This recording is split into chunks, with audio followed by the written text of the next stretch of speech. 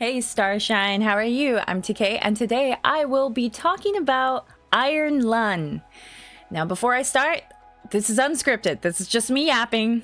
I don't have a script here. I just kind of want to talk about certain parts of it and what just comes to my brain. And then also, so you know, I'm going to start out spoiler free. So if you're concerned about spoilers, I will let you know once I start talking about spoilers. I'll put a big warning and I'll be like, go away if you don't want spoilers, but we're going to start out spoiler free. And then I'm going to get into the spoilers. So starting off, I want to make it very clear here. I think a lot of people have said this is not for everyone, and it's true. And I love that because so many movies nowadays are made to be for everyone, and I've always said if you try and make something for everyone, it ends up being for no one because you're trying so hard to appease to so many different people or whatever, blah blah blah. And I don't like that. You can get it to work, I guess, if it's a Disney movie or something, maybe, but in general, I really appreciate art that is made for a specific people. And for sure, I do think that a lot of this is more appealing to people who are familiar with the game, who have played it, watched it, whatever.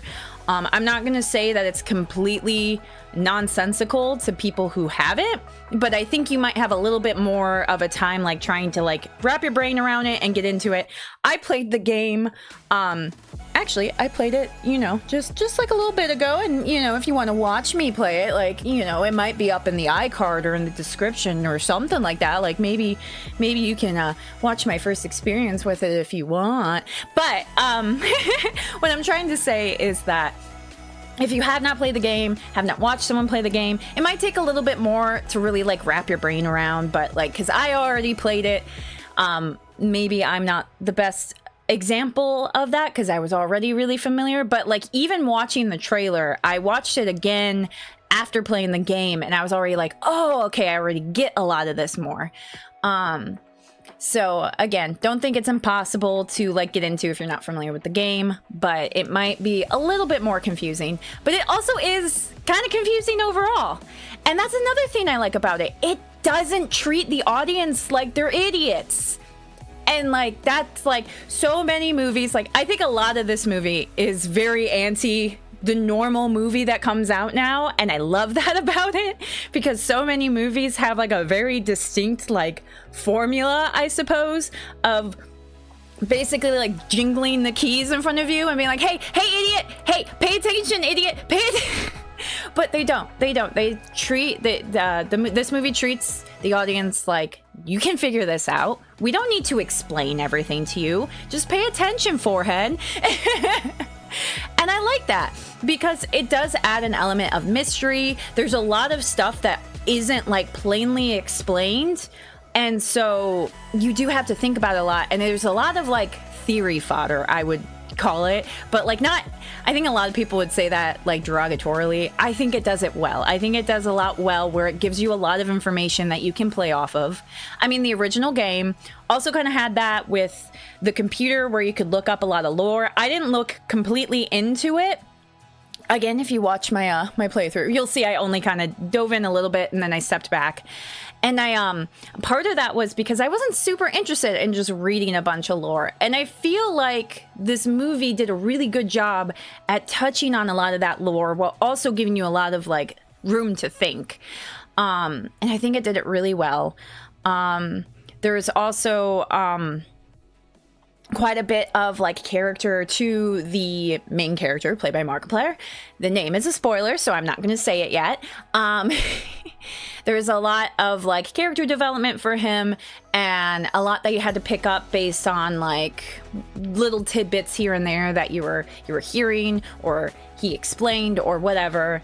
And I think generally you can get the gist of his story, but I think there's a lot of room to kind of look into it.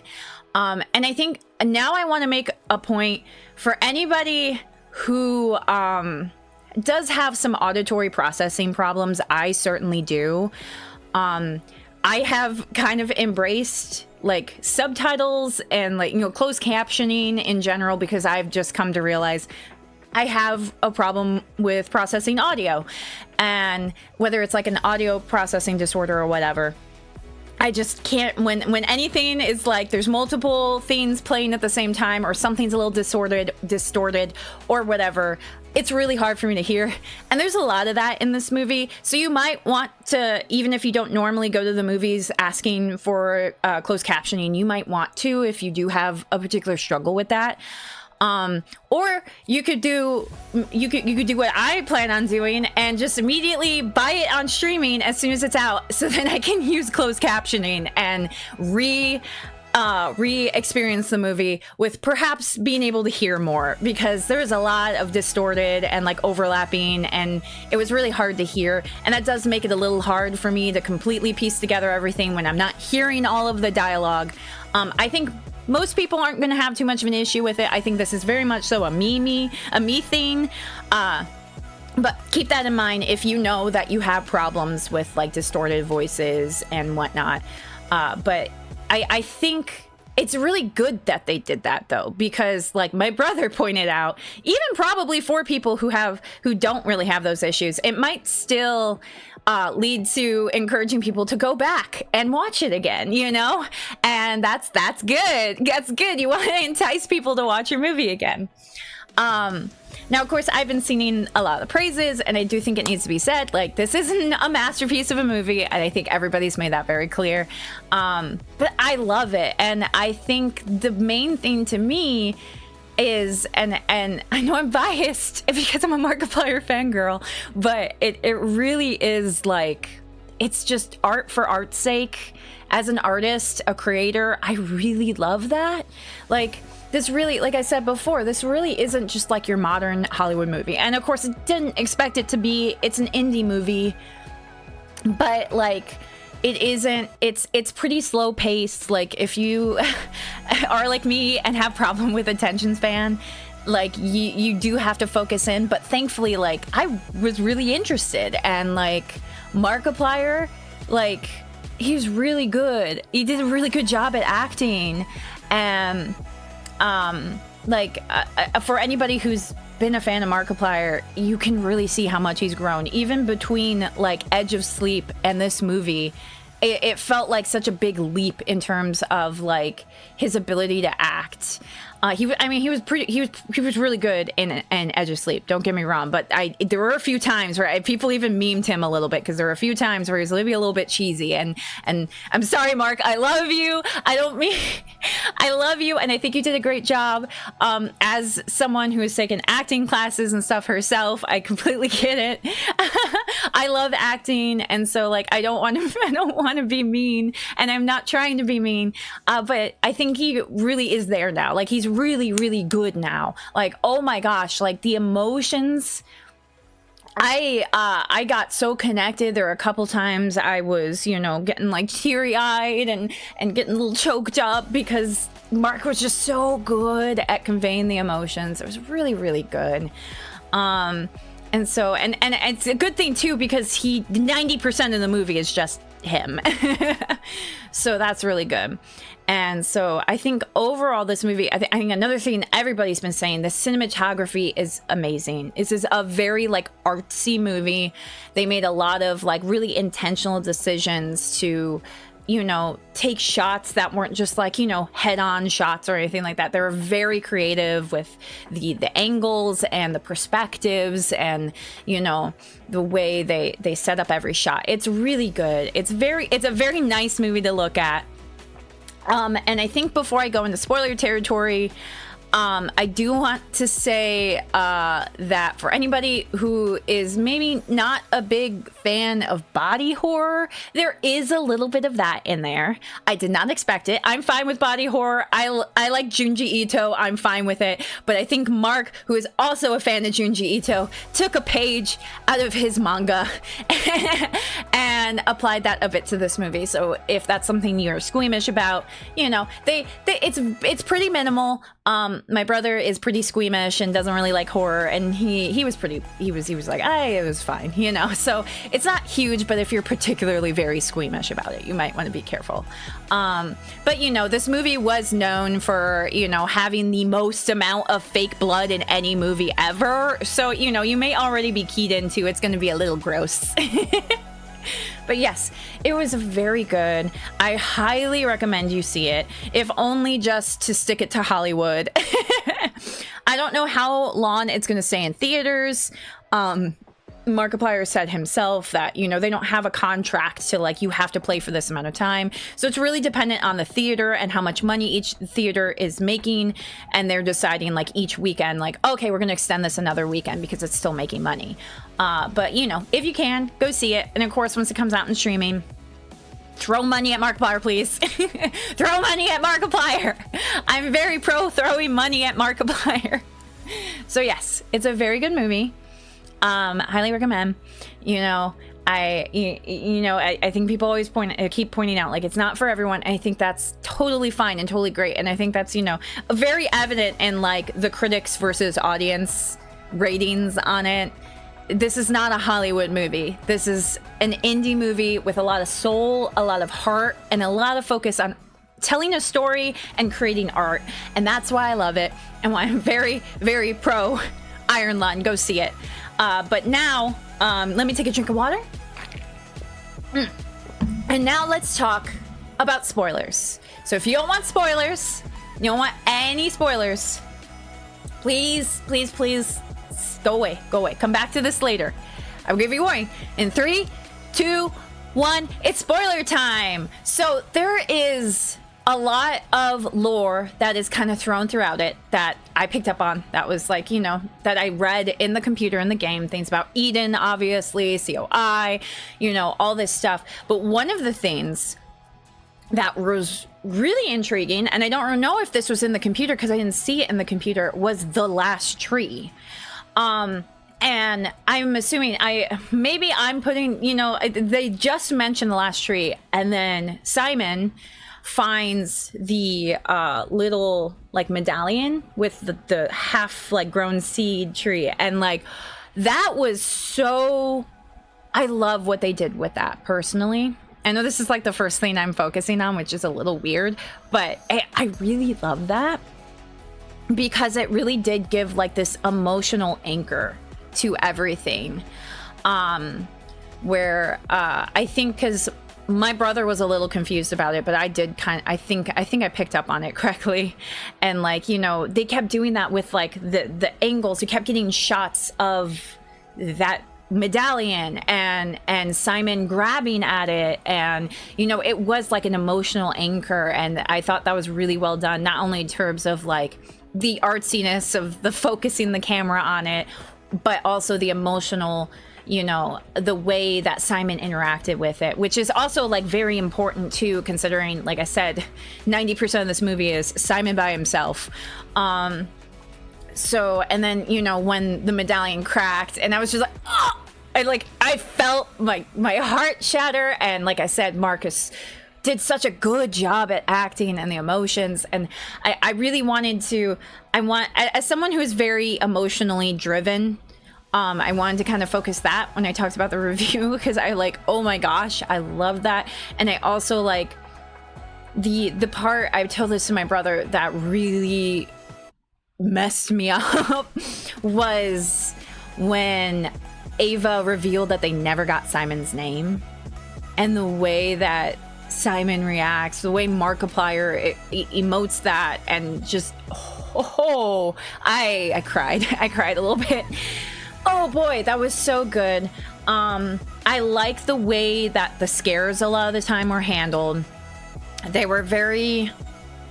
It was shockingly not very jump scare heavy. I mean, there was obviously a lot of like big moments that, but like I feel like that wasn't very jump scare heavy. There was like seeing things out of the corner of his eye and seeing the weird spooky things sitting at the desk. And oh my gosh, I'm so happy for all the practical effects that they used. Like, it was not super heavy on like CG or anything, and that's like, I'm not gonna be like CG bad, but I so appreciate a good practical effect, and I think everybody can agree on that practical effects just look so dang good, and they're so awesome, and I love them. A lot of it was focused on practical effects, like the I'm assuming the previous like pilot of the sub was like the monster thing, being like kind of half becoming the fish or whatever. that was just, it looked really good, and it was done so like subtly. It wasn't like intense or anything, but oh, it was really good. It was really good. I like that. I do want to point out, this is something my brother and I talked about afterwards, the like x-ray reveal was a little interesting to me, because when Simon took the picture above deck and irradiated all the people on deck and found out it was an x-ray, like, I didn't even have to say it was an x-ray. When the picture showed that you could see the bones of the people, I immediately was like, he didn't find a skeleton. He found a monster under the water. I immediately clicked that. And I do understand that maybe in that moment, Simon was supposed to be like confused, like, oh gosh, like, what did I just do? Everybody's freaking out. Everybody's like, oh my gosh, you just irradiated us. And so maybe that was his focus then. But then he goes back down and he's like, the skeleton moved. And I'm like, you idiot, it wasn't a skeleton. We made that very clear. It's an x-ray. It was a monster. And I think at that point, I expected him, like, maybe at that point to put it together. But he still, like, kept going for a little bit where I'm like, how is he not putting 2 and 2 together? And, like, I don't know if that was a matter of, like, the audience was supposed to get it first or whatever, but, like, it was a little bit like, why is Simon not getting this? Is Ava also playing dumb? Is, like, they, like, you know, they go and they grab a piece of the skeleton, quote unquote, and is Ava also not getting it? Like, it's so clearly, like, an actual monster, and it's just an x-ray, like, right? I don't know. Maybe it's supposed to be that they're so determined that nothing is alive down there, but, you know, Mark was already saying something's alive down here. I mean, not Mark, Simon. Simon was already saying something's alive down here. And so it was like, yeah, I don't really know where that was, why that took so long to put together. I mean, I think it does good in terms of the narrative, but I think it still was just like, I kept thinking, like, why doesn't Simon get this? Does Ava not get this? What is going on? So anyway, that I think was the one big critique I have. And it's not even like, it's not like movie breaking or anything like that. I'm just like, that doesn't feel right. But it's fine. I'm not like, it doesn't ruin the movie. I still thoroughly enjoyed it, and like narratively it was fun. It was fun to have them continue to, but maybe, I don't know, maybe they could have played it out a little bit where it felt like they weren't just being idiots. But anyway, let's see some of the other things that I really enjoyed. I think, like, there was a lot of that, like, cosmic eldritch horror kind of thing going on, and I will say I'm not a big fan of that kind of thing. I've never really clicked with the eldritch horror thing of, like, you know, the like unfathomable knowledge is spooky kind of thing, because it just doesn't work for me. I have no problem not knowing. I'm fine with things being bigger than myself. And so I don't get spooked by that kind of thing. But I still feel like this movie handled it well enough that even if you're not into that kind of thing, it's still going to be spooky. It's still going to be mind-blowing. It's still going to be really cool. Because, like, I think to me, the part that probably connected to me the most was Simon's journey, in his, like, personal journey, where they establish him as being very self-focused and very much so, like, I'm the one who matters. Like, this is about me. I need to survive. I need to live. And, like, that is a thing obviously everybody can, you know, relate to in, you know, self-preservation and whatnot. And certainly, like, playing the game, that is absolutely where your brain is at. You're like, ah, shit, I need to just get this done and get out of here. And so that was something that, like, I feel like the movie really, really was able to show how playing the game made you feel through Simon. And I thought that was really well done. Through the, and also, like, the isolation feeling. I talked about when I played that isolation breaks me. I am not someone who manages isolation very well. And I was lucky enough to have chat to talk to. And there's almost that like connection where like the times when Simon is able to talk to Ava, or when he was hallucinating and talking to the previous pilot, it was almost like me talking to chat, where they're like, they're not actually there. I'm still alone. And there's almost a part of like, am I delusional? Like talking to a chat box, you know?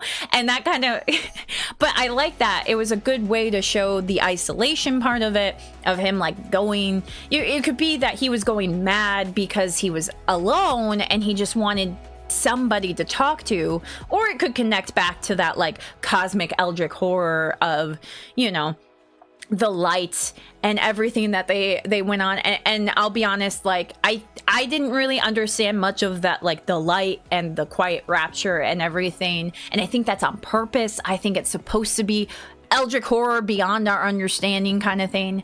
I do really like that part though, when Simon is asking like, is it really that every planet and star disappeared, or is it just that a few spaceships or a few space stations disappeared? Which one makes more sense? And that was like a really good question to ask, because it furthers that mystery.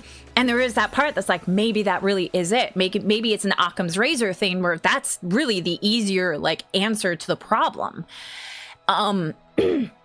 I don't think that's where the movie ultimately wanted to go to. I think it really did want to be like eldritch horror, like beyond your understanding, the light and everything. But you could also still look at it as like, maybe this isn't something, like maybe it is just a big fish monster crazy, and Simon's just going crazy. And that's just part of the fun of like really reading into it, is like, do you want to look at it as like some mystical, bigger than us kind of situation, or do you want to simplify it to something? And like Simon even kind of like brought that out there, and I think that is also part of Simon's development. And as I was getting at, until I got sidetracked, Simon at the end goes from I want to save myself to at the end repeating, this is bigger than me, this is bigger than me. I think that's exactly what he said, but I could be wrong. Something essentially like that, or this is more than me. I think he said this is more than me, yes.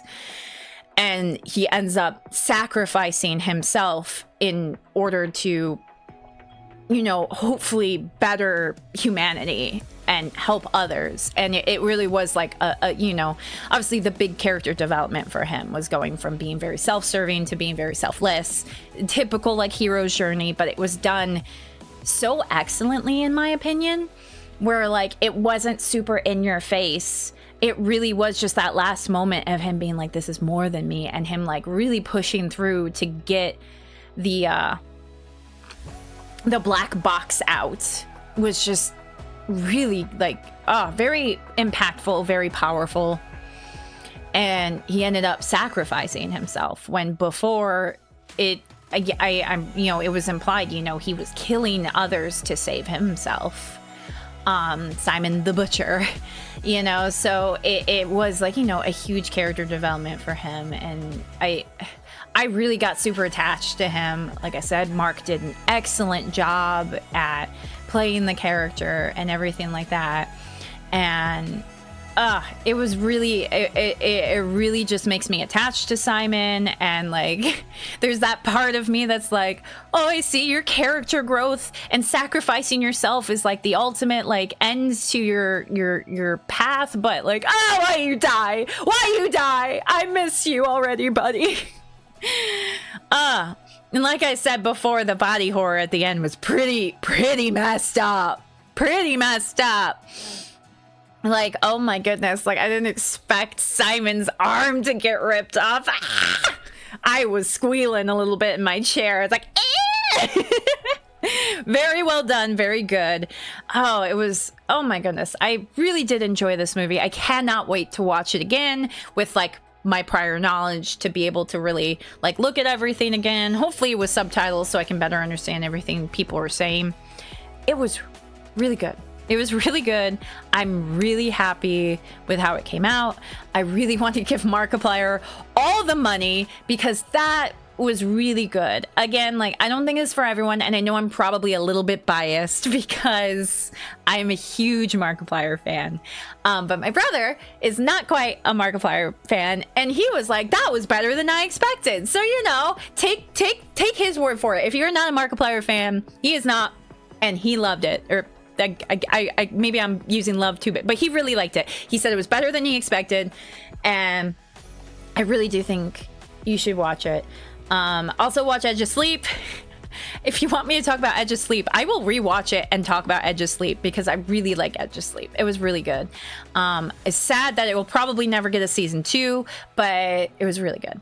But yes, so that is my review of Iron Lung. Or, well, it started out more as a review and then more of a yapping. It was still yapping most of the time, but you understand. I'm really curious if you saw Iron Lung. Please tell me in the comments what you thought. If you're going to go into spoilers, please mark it as a spoiler. There are people who probably still aren't going to see it until after it's, you know, put on streaming or whatever. So please be mindful of that. It was really nice to just sit here and yap about something I really enjoyed, made by a creator that I have admired for years. Like, I have been watching Mark since I was a teen, you know.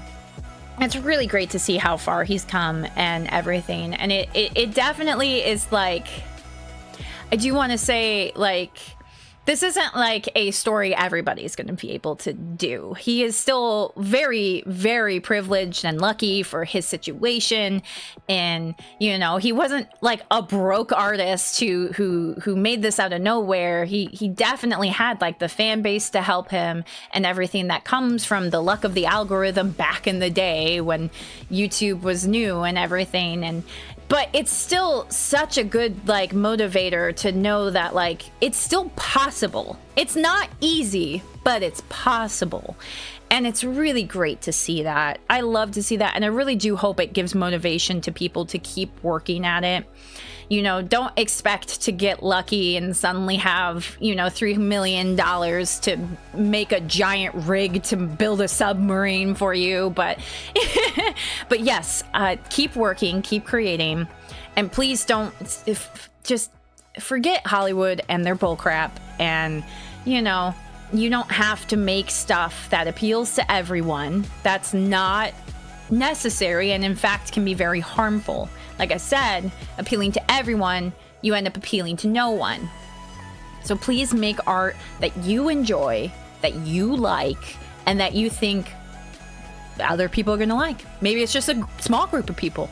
Maybe it's just a group of people that only like that specific thing, and that's completely okay. Don't even worry about it. Heck, don't even worry about whether other people will like it. Just make stuff because you want to make stuff. Making stuff is good.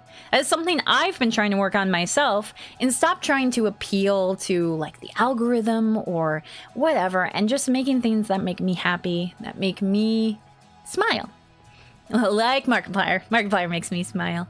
So yes, I will stop yapping. I'm getting I'm getting totally off subject here, but just keep creating, keep creating, keep making, and I hope you all have a lovely day. Shine your light in every world. Bye.